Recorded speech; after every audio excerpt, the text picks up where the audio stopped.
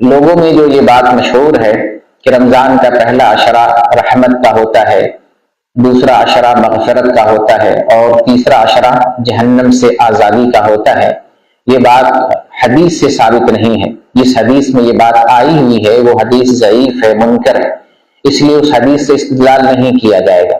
حقیقت یہ ہے کہ پورا رمضان رحمت کا بھی ہے، مغفرت کا بھی ہے، جہنم سے آزادی کا بھی ہے۔ پچھلے ہی ہفتہ میں نے ابن ماجہ کی حدیث پیش کی تھی کہ جب رمضان کی پہلی رات آتی ہے تو جو سرکش شیاطین ہیں، جنات ہیں، ان کو زنجیروں میں جکڑ دیا جاتا ہے اور پھر جہنم کا دروازہ بند کر دیا جاتا ہے، ان میں سے کوئی دروازہ نہیں کھولا جاتا ہے۔ جنت کا دروازہ کھول دیا جاتا ہے اور ان میں سے کوئی دروازہ بند نہیں کیا جاتا ہے، اور ایک منادی آواز لگاتا ہے، یا باغی الخیر اقبل، اے نیکیوں کے طلبگاروں، نیکی کی طرف جو ہے قدم آگے بڑھاؤ، ویا باغی الشر اقصر، اور برائیوں کے طلبگاروں رک جاؤ۔ کیونکہ یہ مبارک مہینہ ہے، اللہ تعالیٰ ہمیں شوق دلا رہا ہے کہ نیکی کی طرف ہم پیش قدمی کریں اور برائی سے رک جائیں۔ اور پھر اسی حدیث میں آتا ہے کہ اللہ رب العالمین اپنے بندوں میں سے بعض کو جہنم سے آزاد کرتا ہے، اور یہ رمضان کی ہر رات ہوتا ہے۔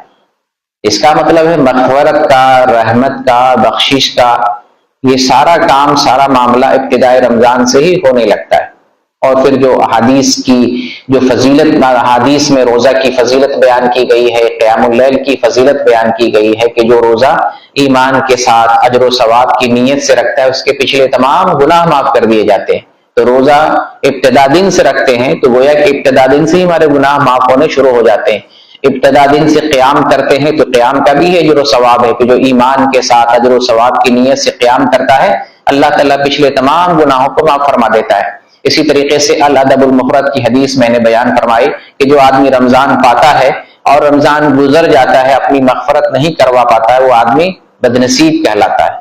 تو یہ پورے رمضان کے اندر رحمت بھی ہے، مغفرت بھی ہے، جہنم سے آزادی بھی ہے۔